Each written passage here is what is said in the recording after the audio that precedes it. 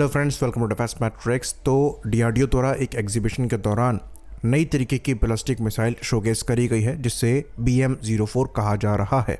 तो इस मिसाइल को अगर आप गौर से देखेंगे तो आपको लगेगा कि ये मिसाइल अग्नि प्राइम पर ही बेस्ड है, क्योंकि यहाँ पर जो डायमेंशन है वो काफ़ी आइडेंटिकल मालूम होते हैं। मिसाइल की लंबाई करीबन 10.2 मीटर की है, जो कि अग्नि प्राइम की लंबाई से लगभग मेल खाती है, जो कि 10.5 मीटर की है। वहीं पर यहाँ जो मिसाइल का डायमीटर है ये 1.2 मीटर का रफली बताया जा रहा है और अग्नि प्राइम का डायमीटर 1.15 मीटर है, जो कि अगेन ऑलमोस्ट सिमिलर ही है। वजन की बात करें तो यहाँ पर वजन 11,500 किलो है, वहीं पर अग्नि प्राइम का ये 11,000 किलो के अराउंड बताया जाता है। तो ये भी 2 स्टेज की मिसाइल है, अग्नि प्राइम भी 2 स्टेज की मिसाइल है। अग्नि प्राइम की रेंज 1000 से 2000 किलोमीटर की बताई जाती है, वहीं पर ये जो BM-04 है इसकी रेंज 400 से 1500 किलोमीटर की बताई जाती है। तो कुल मिला कर आप इसको अग्नि प्राइम का ही इवोल्यूशन कह सकते हैं, जहां पर जो मेन री एंट्री व्हीकल है उसमें मेनली मॉडिफिकेशन किए गए हैं, बाकी पूरा व्हीकल ऑलमोस्ट आइडेंटिकल है। तो अग्नि प्राइम की तरह ये भी टेल लॉन्च होने में सक्षम है। बाकी गाइडेंस के लिए यहाँ पर इनर्शियल नेविगेशन सिस्टम और सैटेलाइट नेविगेशन को दिया गया है, जो कि GPS या फिर IRNSS हो सकता है। तो ये मिसाइल एक्यूरेट जो है आपको ज़्यादा मिलेगी, साथ में जो री एंट्री व्हीकल है ये मनूवर करने में सक्षम है, जो कि इसकी खास बात है। तो इस री एंट्री व्हीकल के मॉडल पहले शोकेस किए गए थे, तब ये अनुमान लगाया जा रहा था कि ये क्या हो सकता है। अब इस बैलिस्टिक मिसाइल को शोकेस करने के बाद ये क्लियर हो गया है कि एक बैलिस्टिक मिसाइल का री एंट्री व्हीकल ही है, जिसमें ऊपर के 4 फिक्स्ड फिन्स हैं, वहीं पर नीचे के 4 जो हैं ये आपके कंट्रोल फिन्स हैं। तो ये क्लियरली मार्व वॉरहेड है, यानी कि मनूवरेबल री एंट्री व्हीकल है, जो कि हाइपरसोनिक स्पीड में ट्रैवल करने में भी सक्षम होगा, ग्लाइड करने में भी सक्षम होगा और जो एयर डिफेंस सिस्टम्स हैं उनको चकमा देते हुए काफ़ी एक्यूरेटली टारगेट को हिट करने में सक्षम होगा। इसलिए यहाँ पर एक्यूरेसी 30 मीटर CP के आसपास की बताई जा रही है, जो कि बैलिस्टिक मिसाइल के हिसाब से काफ़ी अच्छी है। तो यहाँ पर जो आपको एडवांटेज मिल रहे हैं वो हाइपरसोनिक स्पीड और उसी स्पीड में मनोवरेबिलिटी मिल रहा है, जिसकी वजह से इसका इंटरसेप्शन काफ़ी ज़्यादा मुश्किल हो जाता है।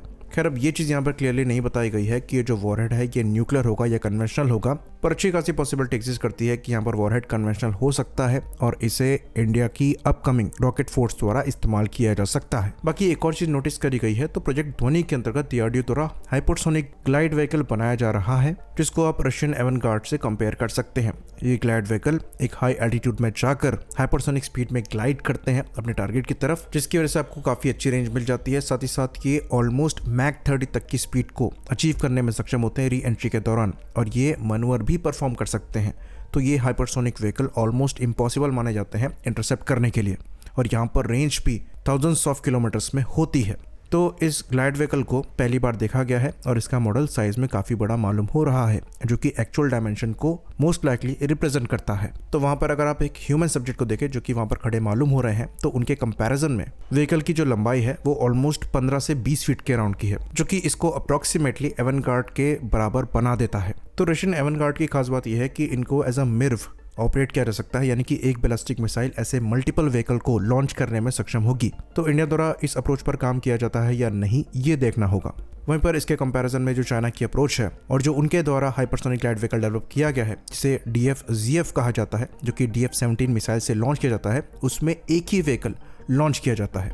तो ये क्लेम किया जा रहा है कि जो DF-CF है ये मैक 5 से मैक 10 तक की स्पीड को अचीव करने में सक्षम है। तो ये बात हम आपको बता दें कि जो मैक 5 से मैक 10 की स्पीड है ये नॉर्मल ग्लाइड स्पीड है इन व्हीकल की। री एंट्री में जो स्पीड है ये इजीली मैक 20 को क्रॉस करती है, इसलिए इन व्हीकल्स को काफी ज्यादा खतरनाक माना जाता है, क्योंकि ये हाइपरसोनिक स्पीड पर ट्रेवल भी करते हैं, री एंट्री में मनूवर भी कर सकते हैं और भी ज़्यादा हायर स्पीड को अचीव कर सकते हैं लॉन्गर डिस्टेंस तक। ऑल्दो ये कहा जाता है कि चाइना का जो DF-ZF ग्लाइड व्हीकल है और DF-17 मिसाइल है ये ऑपरेशनल है, पर अगर आप इस केस में ऑपरेशनल मैच्योरिटी की बात करेंगे तो ये रशियन एवनगार्ड के लिए कहा जाता है कि उनका सिस्टम सबसे पहले ऑपरेशनल हुआ था और वो मैच्योरिटी अचीव कर चुके हैं इस टेक्नोलॉजी में।